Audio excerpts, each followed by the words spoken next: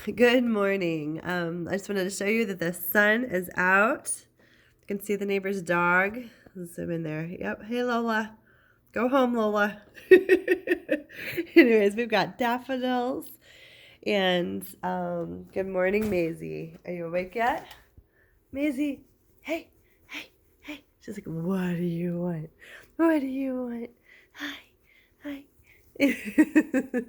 There's your Maisie fix for the day. Isn't she precious? All of her chin hairs and everything, and her mullet. She is just so fabulous. Yes, you are. Fabulous. So, we're going to get started on Module 14. Get together here. We are, as usual, in the Apologia, or is it Apologia? I don't know. Whatever, however you say that. Exploring Creation with Physical Science, 3rd edition. We're in Module 14, and we're the student notebook, page 414. You guys, it's the last chapter. This is crazy. It is spring break 2022, and I am getting over a cold, and we are just, I'm going to put up with my imperfect voice here. I'm going to get you a little more light. There you go. How about that? All right. So we're going to start right off with the fact this is called chemistry and physics in the life sciences. And so they're kind of bringing home the idea of combining chemistry with biology and physics with biology. So one is called biochemistry and one is called biophysics. All right. And so we're starting out with biochemistry. So, what is organic chemistry? Which is another way to call, I guess, biochemistry. Well, it used to be the study of carbon containing compounds that only organisms produce. Then, in 1828, Wohler created in a lab something previously only naturally made. He created something they didn't think they could make. So organic chemistry became the study of organic compounds, which is down here. It says, what is an organic compound? Well, I didn't realize they're going to ask that, so I had already written it, which is carbon and hydrogen often combined with oxygen or nitrogen, O2 or N2. Sorry for my messy writing. I get to get better as I woke up. I just did all this morning. What is an organic compound is continued here. I just wanted to add, you don't have to write all this down. 90% of all compounds are organic compounds. Millions of known organic compounds exist. Remember, carbon has 4 valence electrons. Okay? So that's important to remember as we're looking at the next few sections because we talk about those electrons. Okay. Carbon chemistry. Briefly describe each of the 3 forms of carbon as you study infographic 14.1 in the text. All right, diamonds. This is my summary of what they said about diamonds. They're carbon atoms that are covalently bonded with each other. You can see them here. They're covalently bonded with other carbon atoms. Their 3D form is strong, compact, and rigid. They have a hardness of 10, which is as high as you go, and they are used in cutting other all other substances because they're the hardest substance. So cutting machines will have a diamond tip usually. They're awesome. Super, super strong. All right, just try to get one sourced well so you're not supporting human trafficking somehow. All right, graphite. Carbon atoms are arranged in widely spaced layers. You can see it right there. Each layer is strong but weakly bonded to other layers, which is what allows them to easily slide over each other and is good for machinery, lubricant, and for writing with a pencil. They haven't used lead in pencils for a very, very, very, very long time. They use graphite because it's safer. You can put it in your mouth and you're not going to die of lead poisoning. So graphite is what we use inside of a pencil to make pencil marks. Fullerenes. Fullerenes are found in soot from burned carbons and some meteorites. They're usually pentagonal and hexagonal patterns in the carbon atoms that create hollow spheres. Super cool, huh? And there's a guy who made a building to look just like a fullerene, and they named a fullerene after him. Isn't that cool? Let's see if I can find his name. His name was Buckminster Fuller. Buckminster. He was an American architect. He made domes shaped like this. So they called it the Buckminster Fuller. This is this one right here. All right. What is hydrocarbon? We're on 415. Sorry, I'm still getting over. I just sound bad today. I feel better though. All right. What is a hydrocarbon? Compounds that contain, see my handwriting improves from here. Yay. Compounds that contain only carbon and hydrogen, such as methane. See, carbon only, there's just one carbon here and 4 hydrogen. And this is produced, methane is produced in part by microorganisms in the stomach of a cow. And so they are burping and farting methane all the time, which helps absorb heat from the sun, which adds to global warming, right? All right, what makes a hydrocarbon a saturated hydrocarbon? This is just so many big words. So what makes a hydrocarbon saturated? What is the word saturated? Doesn't that mean full? Let's see. All the bonds are single bonds. See figure 414. Okay, let's go look at 414. Oh, 14.4. Sorry. There they are. And each carbon atom has the max number of hydrogen atoms possible. And they all have an ane ending. See, propane, butane, ethane, I don't know, and methane. And so that's what makes it saturated. It has the most possible. How many electrons can it have? It can have 4, right? All right, so there can only be 4 things attached. 1, 2, 3, 4. 1, 2, 3, 4. 1, 2, 3, 4. 1, 2, 3, 4. 4 things attached to each carbon molecule there. Okay. Back to our study guide. What 2 things determine the properties of hydrocarbons? Number 1, the number of carbon atoms. And number 2, how those atoms are arranged. Okay, here's some details on how they're arranged. We have straight chains, as we just saw. I'm going to make your car sick here and go back over. Straight chains, there you are.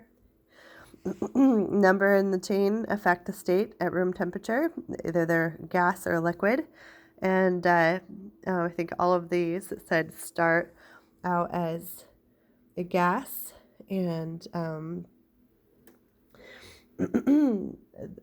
of them can become a liquid, and with temperature change, the more carbon atoms and the greater the boiling, or the higher the boiling point.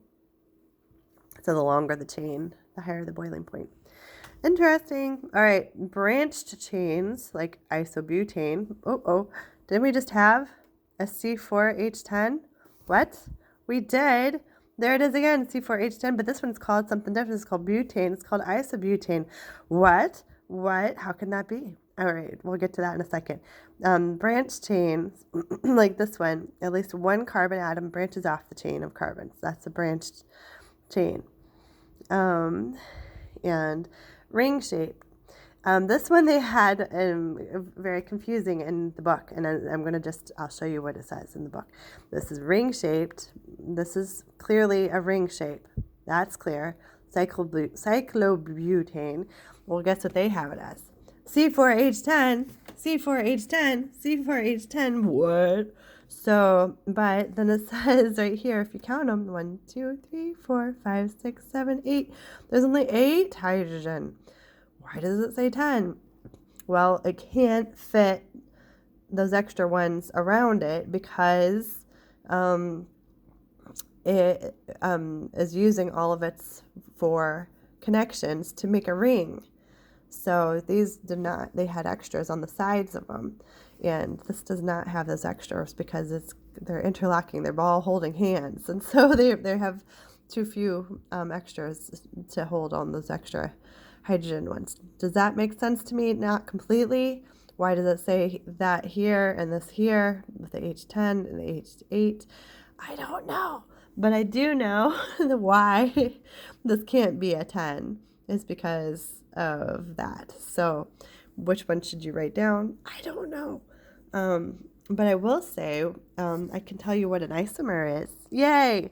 Isomer is a compound like any of these above with the same molecular formula, but they have different structural formulas. So these two, at least for sure, are definitely isomers because they have the exact same C4H10, C4H10, and they are shaped differently. Cool, huh? All right, picking up on page 417. I just had a pause to cough there for a second. It's asking us what makes a hydrocarbon an unsaturated hydrocarbon. Let's speak in English here. Right. They must have at least one double or triple bond between carbon. That's a hard word to say. Carbon atoms. So carbon atoms are not bonded to the maximum number of hydrogen atoms. So they have at least one double or triple bond. That's an unsaturated, because that means they don't have all of the hydrogen atoms filling them up. So they're not completely saturated, not completely full on the outside. All right, 3 types of unsaturated hydrocarbons. All right, and I think that mine isn't as fun to look at as theirs, so maybe I'll show you theirs. But if you need to see mine, there it is. But here's my summary. They have better pictures in the book. I'll read you my summary. Alkenes contain one or more double bonds.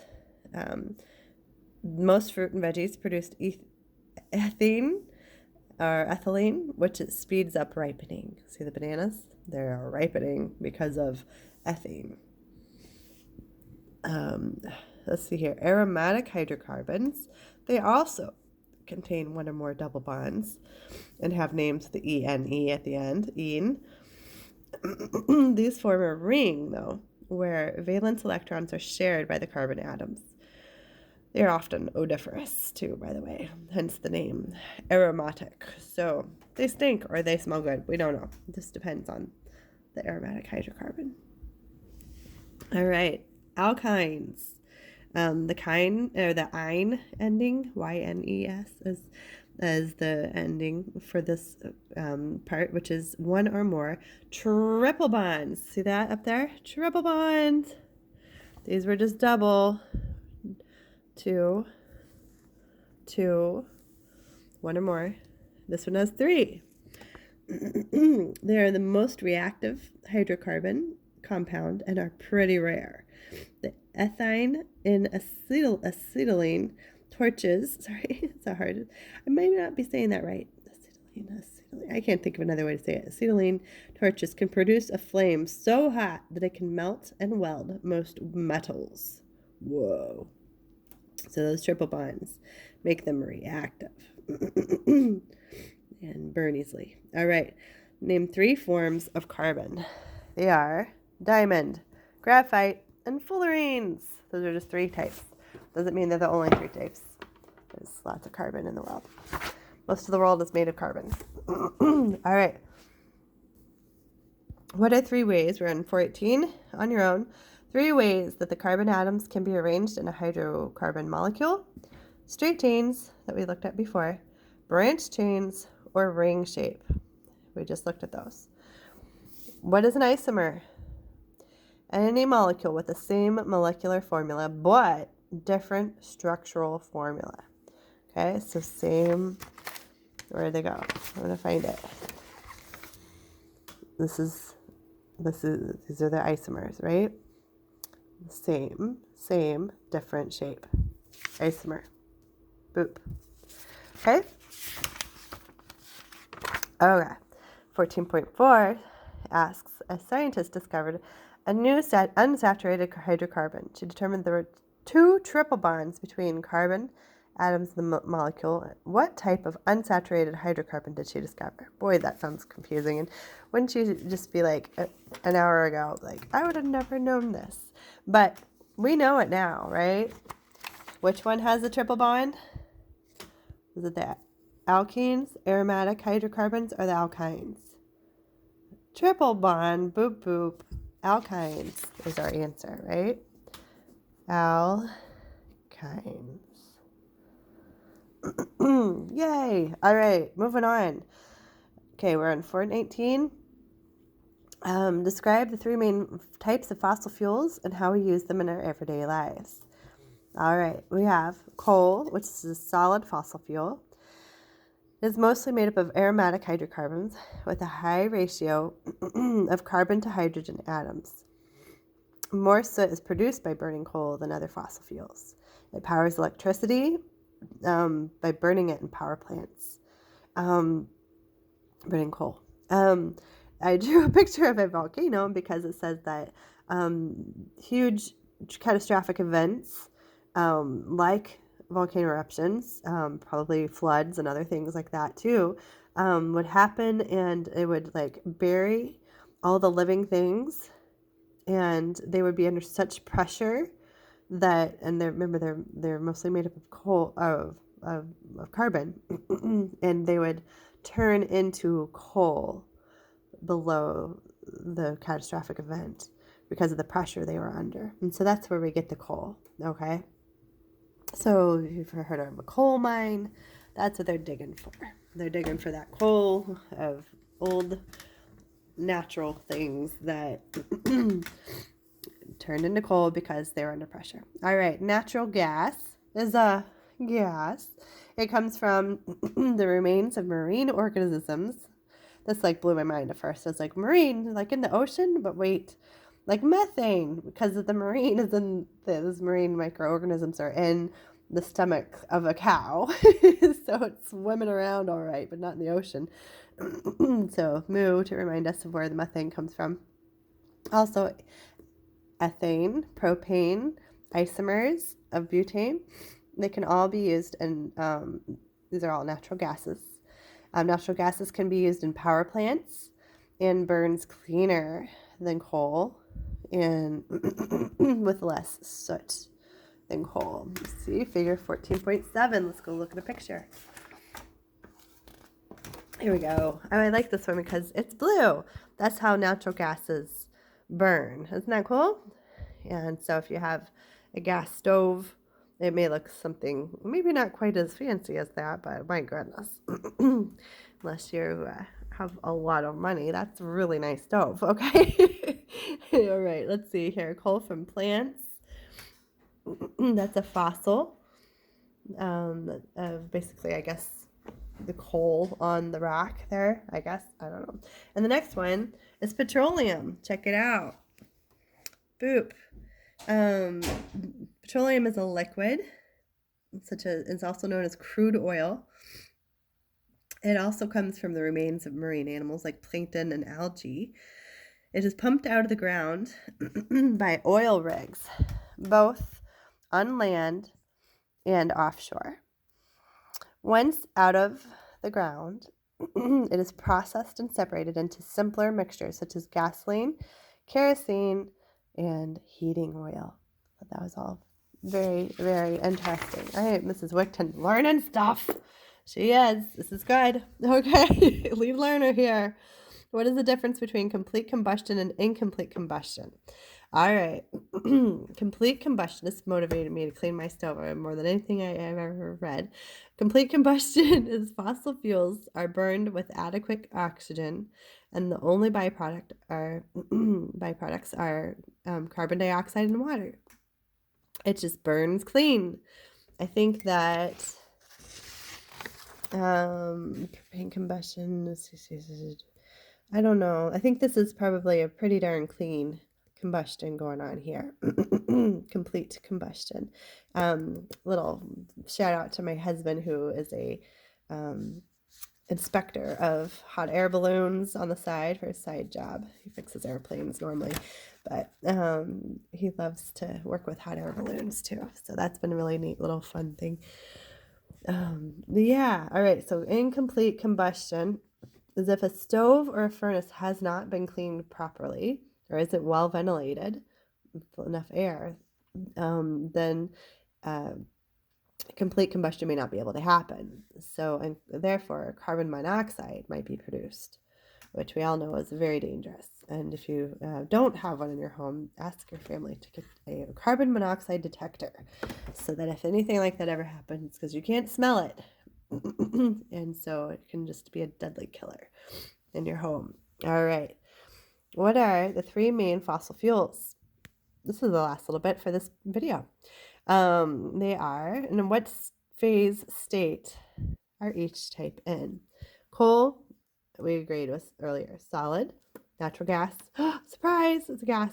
And petroleum, not petroleum jelly. Petroleum gas is a liquid. Yay! All right. Good work, everybody. I'll see you next time for our last issue of this. All right. Take care. Bye-bye.